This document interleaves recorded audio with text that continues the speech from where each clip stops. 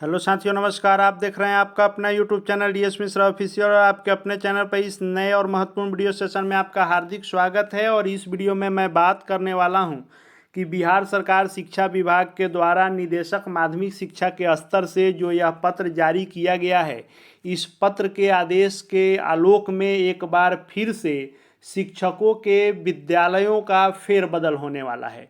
यानी एक बार फिर से बड़े स्तर पर शिक्षक इस विद्यालय से उस विद्यालय में भेजे जाने वाले हैं। और यह पूरा किस निर्देश के आलोक में होगा और क्या इसमें प्रोसेस होगा, क्या नियमावली अपनाई जाएगी, उसी के संदर्भ में इस पत्र में जो भी चीज़ें दी गई है उसका विश्लेषण करने वाला हूं। तो वीडियो खास होगा, अंत तक मेरे साथ बने रहेंगे। और यदि चैनल से अब तक नहीं जुड़े होंगे तो इस चैनल को सब्सक्राइब करके बेल आइकन को प्रेस कर लेंगे, ताकि आगे भी आने वाले शिक्षा जगत एवं शिक्षकों से संबंधित हर महत्वपूर्ण अपडेट वीडियो को आप देखते रहें। तो पत्र जो लिखा गया है सभी जिला शिक्षा पदाधिकारी को लिखा गया है और विषय है कि ई शिक्षा कोष पोर्टल के माध्यम से किए गए शिक्षकों के स्थानांतरण एवं हेड टीचर हेडमास्टर की नियुक्ति के उपरांत विद्यालयों में नामांकित छात्र छात्राओं के समानुपातिक शिक्षकों के प्रतिनियुक्ति के संबंध में।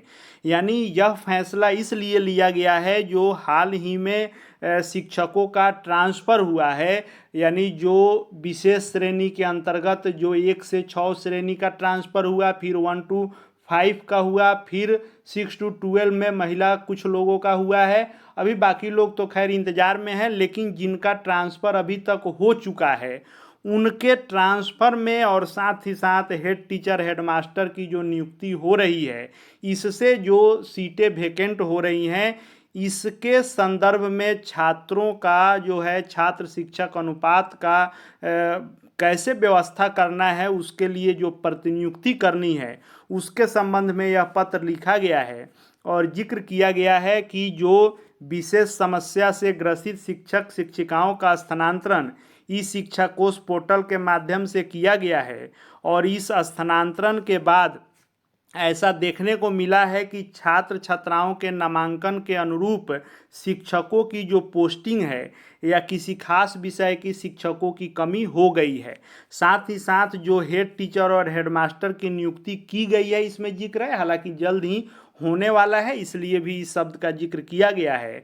तो ये जो हेड टीचर और हेडमास्टर हैं, ये भी पूर्व में किसी न किसी विद्यालय में तो किसी विषय के या किसी कक्षा के शिक्षक के रूप में कार्यरत थे।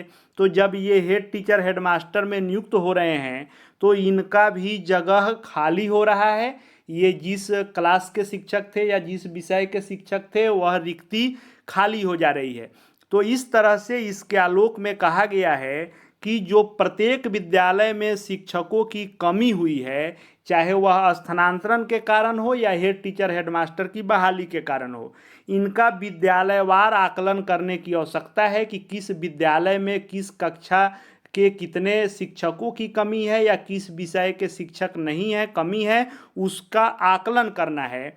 इसके लिए सभी जिला शिक्षा पदाधिकारी अपने अपने जिला के विद्यालयों में जो भी पोस्टेड शिक्षक हैं उनकी समीक्षा करेंगे और स्थानांतरण के उपरांत अब विद्यालयों में वास्तविक रूप से जो अभी कार्यरत शिक्षक हैं, जो ट्रांसफ़र होकर चले गए या हेड टीचर हेडमास्टर में जो जा रहे हैं, इन सबको हटा करके टोटल जो बचे हुए कार्यरत शिक्षक हैं उनकी संख्या को देखना है, आकलन करना है। और कितने शिक्षकों का अभी योगदान समर्पित किया जाना शेष है इसको भी देखना है। और इसका आकलन करने के उपरांत इनको ज्ञात हो जाएगा कि विद्यालय में कितने शिक्षकों की कमी रह गई है और किस विषय के शिक्षक अब विद्यालय में नहीं रह गए हैं। यानी कक्षावार और विषयवार कितने शिक्षक की और आवश्यकता है, इसका आकलन जिला शिक्षा पदाधिकारी के स्तर से किया जाएगा। और इसी परिप्रेक्ष्य में निर्देशित किया गया है कि स्थानांतरण के उपरांत जिन विद्यालयों में निर्धारित मानक के अनुरूप शिक्षकों का पदस्थापन नहीं हुआ है, उन विद्यालयों में उसके निकटतम विद्यालय जहां निर्धारित मानक से अधिक शिक्षक पदस्थापित हो गए हैं के शिक्षकों की प्रतिनियुक्ति करने की कार्रवाई की जाएगी। यानी इसको इस तरह से समझें कि नया ट्रांसफ़र करके कहीं दूसरे जगह से नहीं लाना है, करना ये है जिला शिक्षा पदाधिकारी के स्तर से कि जिस भी विद्यालय में निर्धारित मानक के अनुरूप शिक्षक नहीं पहुंच पाए हैं, यानी कक्षावार विषयवार छात्र शिक्षक अनुपात का संतुलन नहीं है, ज़्यादा कमी है शिक्षकों की, तो उस विद्यालय के निकट में जो विद्यालय ऐसा हो जिसमें अधिक शिक्षक हो, तो वहाँ से उन शिक्षकों को प्रतिनियुक्त कर दिया जाएगा। यानी इस तरह समझें कि यह विद्यालय ए है और यह विद्यालय बी है। विद्यालय ए में जो स्थानांतरण होकर चले गए या HMHT में जो बहाल होकर चले गए, इन सब के जाने के बाद शिक्षकों की कमी, यदि यहाँ पर 4 शिक्षकों की कमी है और बी में ट्रांसफ़र होके आने के बाद यदि 4 शिक्षक ज़्यादा हैं तो इन 4 को यहाँ मर्ज कर देना है। या फिर यदि मान लीजिए यहाँ 2 ही अधिक हैं तो 2 यहाँ से ला देंगे, फिर एक सी विद्यालय कोई ढूंढेंगे बगल का, 2 इसमें ज़्यादा हैं, 2 यहाँ से ला देंगे। यानी जहाँ अधिक शिक्षक हैं वहाँ से शिक्षकों को निकाल करके और जहाँ कम शिक्षक हैं वहाँ उनकी प्रतिनियुक्ति की जानी है। दूसरा जो है आदेश की शिक्षकों के प्रतिनियुक्त किए जाने के दौरान निर्धारित विषय का भी ध्यान रखा जाना है कि सिर्फ शिक्षक की संख्या नहीं कर देनी है कि 4 कम है तो 4 ला दिए। ये भी देखना है कि किस विषय के शिक्षक चाहिए, किस कक्षा के चाहिए, उसी शिक्षक को प्रतिनियुक्त करना है। अगला आदेश है कि जिस विद्यालय से शिक्षक की प्रतिनियुक्ति की जाएगी उसके शैक्षणिक कार्य पर भी प्रभाव नहीं पड़ना चाहिए। अब ऐसा नहीं है कि एक विद्यालय में संतुलन बनाने के लिए दूसरे को असंतुलित नहीं कर देना है, ये भी ध्यान रखना है।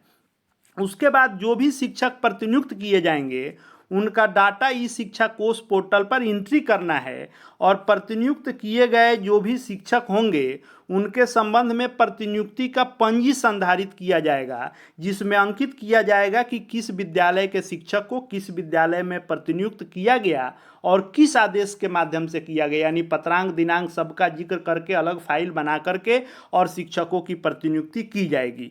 उसके बाद है कि जिन शिक्षकों द्वारा प्रतिनियुक्ति आदेश का अनुपालन नहीं किया जाएगा उनके विरुद्ध निर्धारित प्रक्रिया का अनुपालन करते हुए अनुशासनिक कार्रवाई किया जाना सुनिश्चित करेंगे। यानी यदि जिला शिक्षा पदाधिकारी आदेश करेंगे कि आपको अब ए विद्यालय में नहीं काम करना है, आपको बी में चला जाना है क्योंकि ए में ज़्यादा लोग हैं, अब आपकी प्रतिनियुक्ति बी में हो गई, तो आप इससे मना नहीं कर सकते हैं। यदि कोई शिक्षक प्रतिनियुक्ति से मना करेंगे तो उनके ऊपर अनुशासनिक कार्रवाई भी की जा सकती है। इसी को लेकर के निदेशक माध्यमिक शिक्षा का यह आदेश है और इसको सभी जिला शिक्षा पदाधिकारी को पालन करना है। यानी एक बार फिर से बड़े स्तर पर सभी शिक्षकों के विद्यालय के फेरबदल होने वाले हैं। बहुत सारे शिक्षकों पर इसका असर पड़ने वाला है। एक बार फिर से आपका विद्यालय बदलने वाला है। जैसे मान लीजिए पहले आप विद्यालय ए में थे, इससे स्थानांतरण होकर आप बी में आए, अब बी में अधिक लोग हैं, हो सकता है कि एक विद्यालय सी है जिसमें कमी है तो आप फिर सी में तुरंत जाएंगे। यानी 1 महीना 1.5 महीने के अंदर में 3 विद्यालय आपके बदलेंगे। यह बड़ी उलटफेर और फेरबदल होने वाली है। अब देखने वाली बात है कि किस किस पर इसका असर पड़ता है। आगे शिक्षा विभाग एवं शिक्षकों से संबंधित हर महत्वपूर्ण वीडियो देखते रहने के लिए चैनल से जुड़ जाएंगे। चैनल को सब्सक्राइब करके बेल आइकन को प्रेस कर लेंगे। साथ ही हमारे Telegram channel DS Mishra official से भी जुड़ जाएंगे ताकि शिक्षा जगत के हर अपडेट आपको मिलते रहें। इस वीडियो को देखने के लिए आपका बहुत बहुत धन्यवाद।